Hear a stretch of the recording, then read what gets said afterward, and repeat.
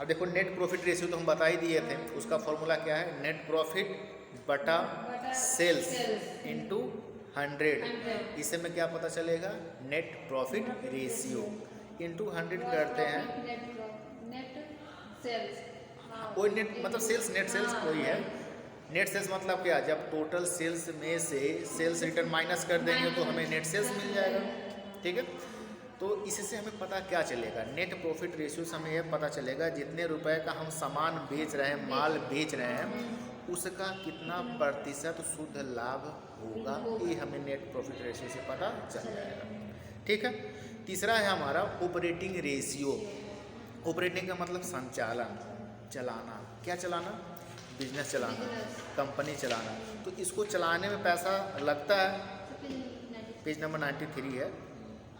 इसको चलाने में पैसा खर्च होगा कि नहीं होगा, तो बिजनेस को चलाने में मतलब ऑपरेट करने में मेरा कितना पैसा लगा है, जब इसको हम टोटल सेल्स से निकालते, सॉरी नेट सेल्स से जब निकालेंगे तो वो मेरा क्या कहलाएगा, ऑपरेटिंग रेशियो। ठीक है, तो इसका फॉर्मूला है ऑपरेटिंग कॉस्ट बटा net sales into 100। Operating cost बटा नेट सेल्स इंटू 100। इसमें एक बात कॉमन है कि सब में नीचे नेट सेल्स दिया है, चाहे ग्रॉस प्रॉफिट हो, चाहे नेट प्रॉफिट हो, चाहे ऑपरेटिंग हो, तीनों में नीचे क्या दिया हुआ है, नेट सेल्स दिया हुआ है।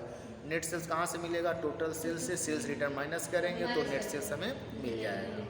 ठीक है, अब देखो अगर नीचे यहाँ पे देखो क्या दिया हुआ है, इक्वल टू ऑपरेटिंग रेशियो का एक फार्मूला और दिया है, कॉस्ट ऑफ गुड्स सोल्ड, जो माल हम बना के तैयार कर रहे हैं बेचने के लिए, उसमें मेरा कितना लागत लगा है वह हो गया, plus operating expense, operating expense बटा नेट सेल्स इंटू 100। इस फॉर्मूला से भी हम ऑपरेटिंग रेशियो निकालेंगे। ठीक है, इलस्ट्रेशन नंबर 10 देखो, यहाँ पे देखो दिया है, पेज पलटो।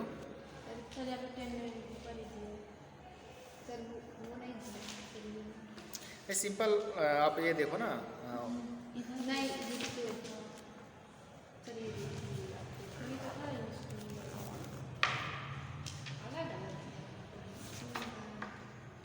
ये वाला तो चेंज हो गया है। यहाँ पे देखो सेल्स कितना दिया हुआ है, सेल्स का अमाउंट ऊपर सवाल में देखो, हाँ सेल्स कितना दिया हुआ है, 9,40,000, और सॉरी, और जो सेल्स रिटर्न हो कितना है, 40,000, और नीचे दिया है cost of net goods sold, जो हम सामान बेचेंगे उसका लागत कितना है, 6,60,000, और ऑपरेटिंग एक्सपेंस मतलब संचालन खर्च मेरा कितना है, 60,000। तो सबसे पहले हमें क्या निकालना पड़ेगा, ऑपरेटिंग एक्सपेंस, और ऑपरेटिंग एक्सपेंस में हम क्या करते हैं, कॉस्ट ऑफ गुड्स सोल्ड जोड़ देंगे, तो 6,60,000 प्लस 60,000। हाँ पहले हम ऑपरेटिंग वाला निकालेंगे, तो 6,60,000 प्लस 60,000, दोनों को जोड़ेंगे कितना होगा, 7,20,000, 7,20,000 हो गया, बटा अब हमें नेट सेल्स निकालना है, तो टोटल सेल्स है 9,40,000 और सेल्स रिटर्न है 40,000, तो 9,40 से 40 गया 9 लाख, तो 7,20,000 बटा 9 लाख इंटू 100 निकाले मेरा कितना जाएगा, 80%। मतलब जितना बिक्री का लागत है उसका 80% मेरा खर्च है। कैसा खर्च है, ऑपरेटिंग संचालन का खर्च है। तो इस तरीके से हम निकाल लेंगे। उसके बाद देखो एक्सपेंस रेशियो दिया है। एक्सपेंस का मतलब होता है क्या, खर्च, कि मेरे कंपनी में मेरे व्यवसाय में कितना खर्च हुआ है, उसका जब हम अनुपात या रेशियो निकालेंगे, कैसे निकालेंगे हम, एक्सपेंस दे देंगे, चाहे डायरेक्ट एक्सपेंस हो चाहे इनडायरेक्ट एक्सपेंस हो, अन्य कोई भी एक्सपेंस हो, एक्सपेंस बटा नेट सेल्स इंटू 100। इसमें देखो 3 प्रकार का दिया हुआ है। पहला क्या है, एडमिनिस्ट्रेटिव एक्सपेंस मतलब प्रशासनिक व्यय। दूसरा क्या है, सेलिंग एंड डिस्ट्रीब्यूशन एक्सपेंस मतलब जो सामान बन के तैयार है उसको हम बेच रहे हैं, उसका हम डिस्ट्रीब्यूशन कर रहे हैं, उसमें जो मेरा पैसा लगा है वो निकालने के लिए। फिर फाइनेंस एक्सपेंस रेशियो, ये निकालने के लिए क्या दिया, फाइनेंस एक्सपेंस बटा नेट सेल्स इंटू 100। इसमें एक ही कॉमन है, सब में नीचे नेट सेल्स दिया हुआ है। और जिसके बारे में पूछ रहा है हमेशा ऊपर लिख दिया है। ग्रोस प्रॉफिट रेशियो पूछेगा तो ग्रोस प्रॉफिट बटा नेट सेल्स इंटू 100, ऑपरेटिंग पूछेगा तो ऑपरेटिंग एक्सपेंस बटा नेट सेल्स इंटू 100। इस तरीके से हम निकाल लेंगे, ठीक है।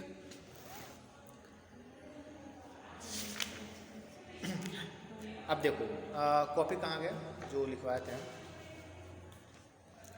कैलकुलेशन ऑफ रेशियो में हमने प्रॉफिटेबिलिटी रेशियो पढ़ाया। प्रॉफिटेबिलिटी रेशियो दो प्रकार का होता है, एक जनरल प्रॉफिटेबिलिटी रेशियो और दूसरा ओवरऑल प्रॉफिटेबिलिटी रेशियो। तो जनरल में हमने ग्रोस प्रॉफिट बताया, नेट प्रॉफिट बताया, ऑपरेटिंग बताया और एक्सपेंस बताया, चारों मैंने बताया। तो अब किस पे चलेंगे, ओवरऑल प्रॉफिटेबिलिटी रेशियो, ठीक है, संपूर्ण लाभदायकता अनुपात। यह 1 है, 2, 3 हुआ, 4, 5 प्रकार का है।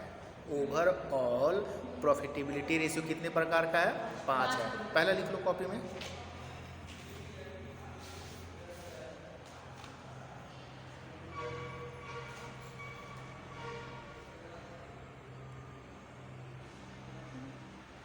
देखो पहला इंग्लिश में बोले कि हिंदी में? हिंदी में लिखो स्वामित्व कोष। स्वामित्व कोष पर या स्वामित्व कोष का अनुपात, पर को काट दो, का लिखो। कोष कोष कोष मतलब फंड। स्वामित्व कोष का अनुपात। हाँ, दूसरा लिखो समता पूंजी पर प्रत्यय। समता पूंजी पर प्रत्यय किताब में देख लो कैसे लिखा है प्रत्यय। प्रत्यय को इंग्लिश में कहते हैं रिटर्न या वापसी, ठीक है। तीसरा लिखो विनियोजित पूंजी पर प्रत्यय। विनियोजित पूंजी पर प्रत्यय, return on capital employed. Return on capital employed हो गया। चौथा लिखिए प्रति अंश अर्जन। प्रति अंश अर्जन। प्रति अंश अर्जन इसे इंग्लिश में कहते हैं अर्निंग पर शेयर, शॉर्टकट में EPS लिख लो। हाँ, इंग्लिश में लिखो earning per share. Earning per share, shortcut में इसे कहेंगे EPS। लास्ट है पांचवा लिखिए प्रति अंश लाभांश। प्रति अंश लाभांश, dividend per share. Dividend per share, ठीक है। डिविडेंड क्या होता है जरा मुझे ये बताइए। प्रति अंश लाभांश। हाँ, लाभांश क्या होता है?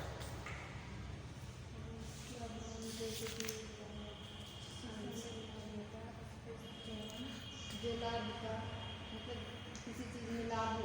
लाभांश, लाभ अंश। अंश का मतलब हिस्सा, छोटा सा। तो ये हाँ छोटा सा हिस्सा, पूरे लाभ नहीं। इतना सारा लाभ है तो इस लाभ का थोड़ा सा हिस्सा हम निकाल के अलग रखेंगे, उसे क्या कहेंगे, लाभांश कहेंगे, ठीक है। तो लाभांश ये हो गया। अब यहाँ पे हमें यह जानना है कि लाभांश होता क्या है। कंपनी में जो प्रॉफिट होता है, जो लाभ होता है, उस लाभ को क्या किया जाता है।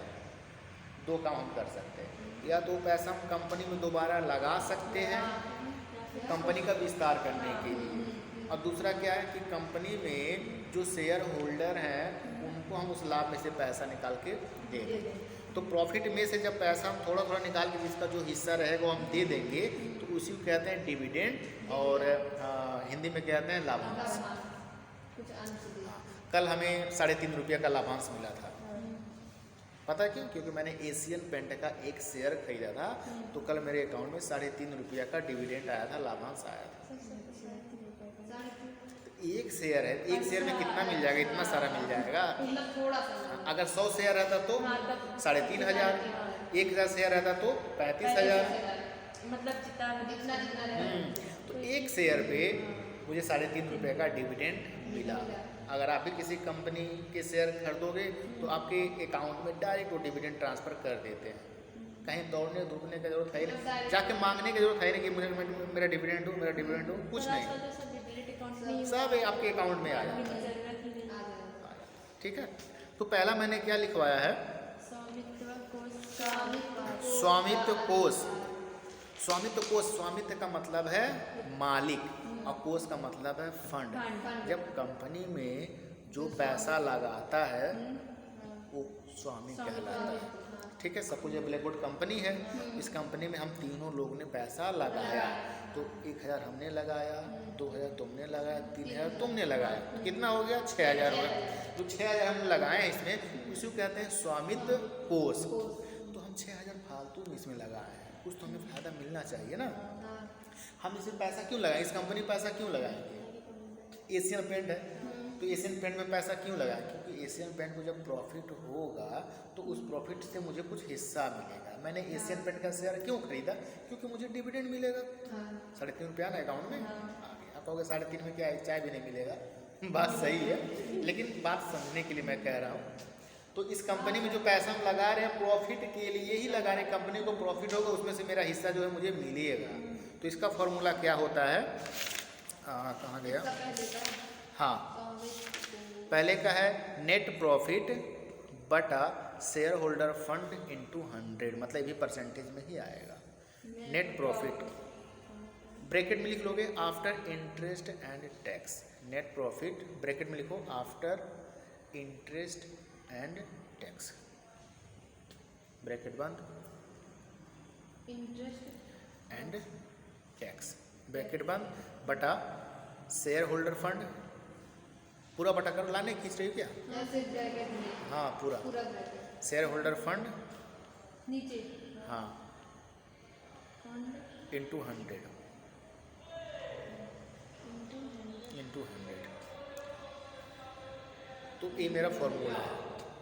ठीक है, तो जैसे शेयर होल्डर फंड नीचे दिया हुआ, तो हम 3 लोग शेयर होल्डर थे ना, तो हम तीनों लोग पैसा लगाए थे कंपनी में, तो क्यों लगाए हैं, प्रॉफिट के लिए, तो वही नेट प्रॉफिट ऊपर दिया हुआ है। तो जो डिविडेंड, जो लाभांश मिलता है, तो कंपनी को जितना प्रॉफिट हुआ है उस प्रॉफिट के ऊपर कंपनी टैक्स दे देता है सरकार को। सपोज 10,000 रुपये का प्रॉफिट हुआ है तो 1000 उसने क्या दे दिया, टैक्स दे दिया सरकार को।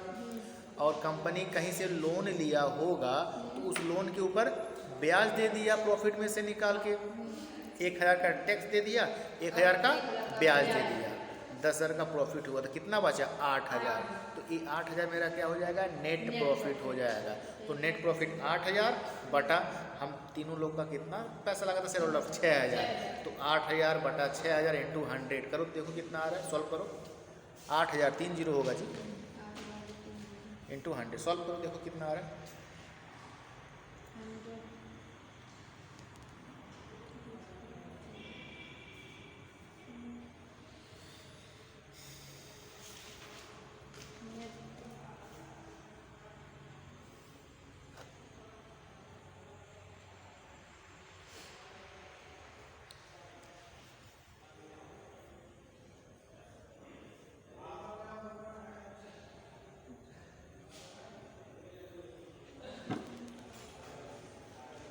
कितना आया,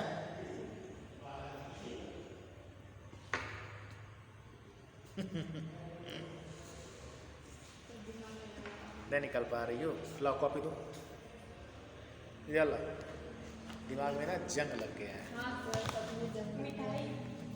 मिठाई देखो 8000 हम सबसे ऊपर लिख देंगे, 6000 लिख देंगे, इंटू 100 कर देंगे। ठीक है, ऊपर 3 0 है, नीचे 3 0 कट गया।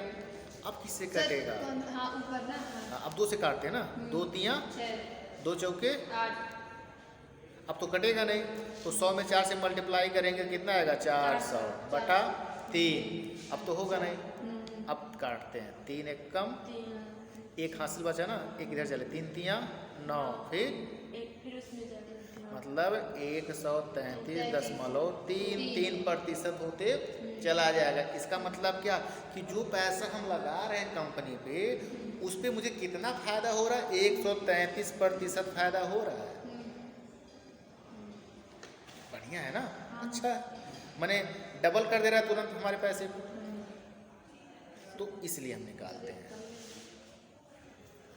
एकदम सिंपल है। एक अगर आपको काटने आता है ना तो हो जाएगा।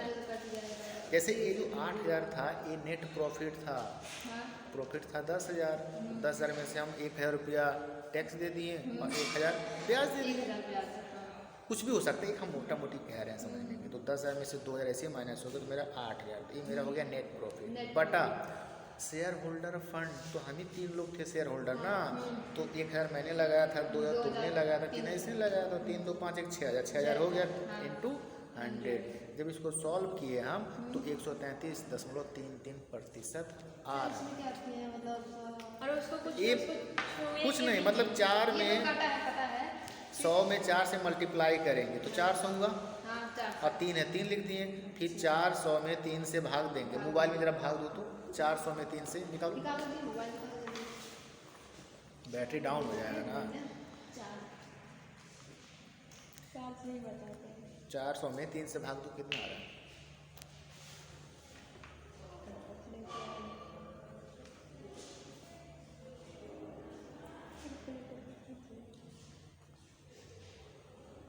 कितना आया? अब हम रिकॉर्डिंग करें तो खुद अपने मोबाइल में कर देते हैं। 133 वही तो 3 3 3 3 पता नहीं कितना 3 3 आ गया। ये तुम्हारा कौन सा मोबाइल है जी? यही तो मोबाइल हम भी मंगाए हैं, दूसरा ये भी यही सेम हम भी मंगाए हैं। 400 डिवाइडेड बाय 3 आए ना, 103। तो इतना मेरा प्रतिशत है। कितना में खरीदी थी? बहुत सुंदर है ये। 13,500 और डिस्काउंट किया था मैं पूरा टोटल पैसा। कल मेरे पास भी आ जाएगा। हाँ सर, अच्छी बात है। तो तुम्हारे घर हम भी भौकाल मारेंगे। मजाक कर रहे थे, ठीक है, लेकिन अच्छा है। ब्लैक मेरा भी है। हाँ सर, ब्लैक फेवरेट कलर है ना, इसीलिए। मेरा भी वही है, इसलिए है क्योंकि गंदा ज़्यादा पता नहीं चलता है। हाँ सर, सही बात है। ब्लैक में रहता है, थोड़ा रहता है। ब्लैक है ना? अंदर नहीं, पीछे। पीछे हो गया। हाँ, नीचे लिख लो। नीचे लिखो shareholder fund, shareholder fund equal to, shareholder fund लिख के ब्रैकेट में लिखो net worth shareholder fund, bracket में लिखो net worth, WORTH,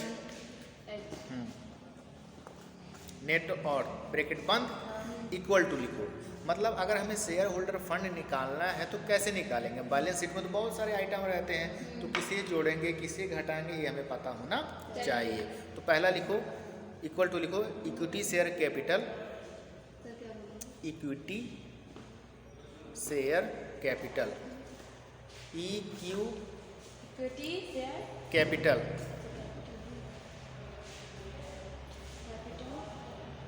plus preference share capital,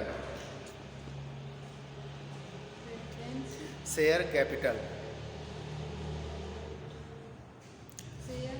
capital preference share. देखो शेयर 2 प्रकार के होते हैं, एक मेरा इक्विटी शेयर कैपिटल होता है, दूसरा प्रेफरेंस शेयर कैपिटल होता है, ठीक है। इसके बारे में पता है डिटेल, जब कॉर्पोरेट अकाउंटिंग पढ़ाएंगे तो वहाँ पे मैं समझाऊंगा यार, ठीक है। Plus reserve and surplus, plus reserve and surplus,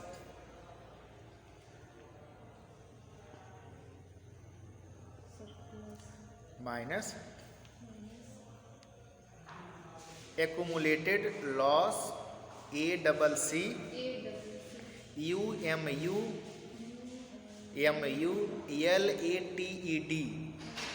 accumulated loss and fictitious asset, and fictitious asset. Fictitious का स्पेलिंग लिखो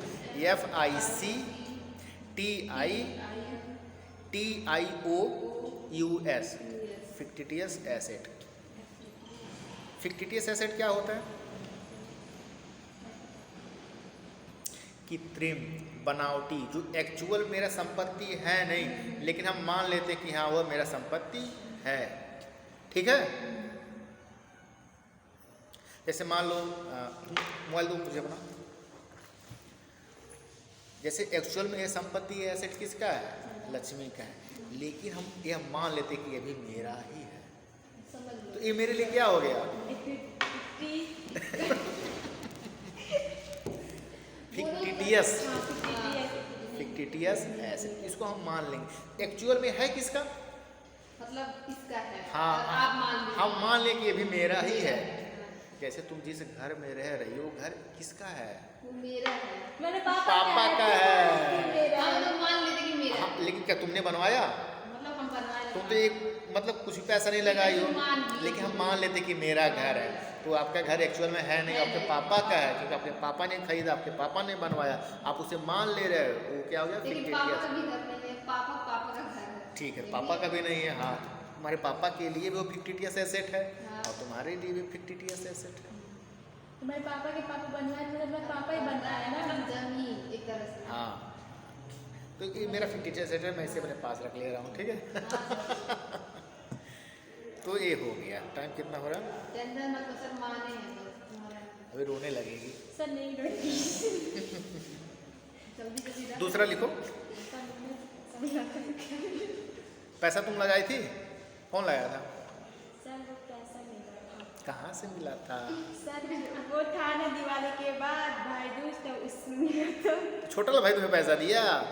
सर वो रिजॉर्ट मतलब बड़ी मम्मी के अपने थे, घर पे भैया रहना लोग। में मिला मतलब होगा। एक्चुअल में जो मोबाइल इसके पास होगी, इसका फिक्टिटियस एसेट ही है, क्योंकि अपने पैसा लगा ही नहीं है। मैंने अपना पैसा हाँ।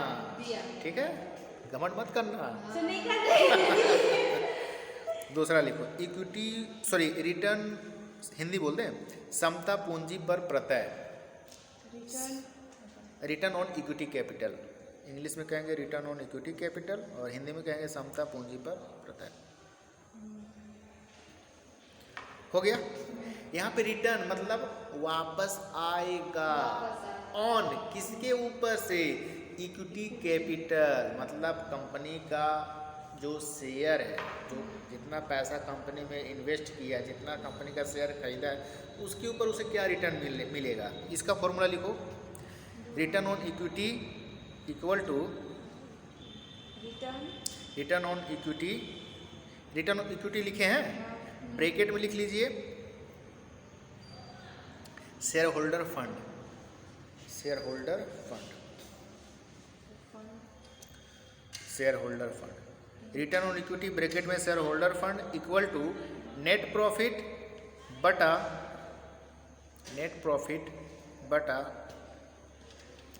Equity shareholder fund, net profit बटा equity shareholder fund into 100 into 100। 100। हो गया। अब यहाँ पे एक बात आपको ध्यान रखना है, इसे पिछले वाले फॉर्मूला मैंने क्या लिखवाया था? शेयर होल्डर फंड नीचे, और यहाँ पे मैंने क्या लिखवाया है? Equity share holder. लेकिन जो पिछले में आपका प्रेफरेंस शेयर कैपिटल था, उसे हम इसमें शामिल नहीं करेंगे। बाकी मेरा इक्विटी शेयर कैपिटल आएगा, रिजर्व एंड सरप्लस आएगा, उसके बाद जो हमारे accumulated losses and fictitious asset को हम माइनस कर देंगे। सिर्फ प्रेफरेंस शेयर कैपिटल को हम यहाँ पे शामिल नहीं करेंगे। ठीक है, तो आज हम इतना ही रहने दे रहे हैं, बाकी कल तो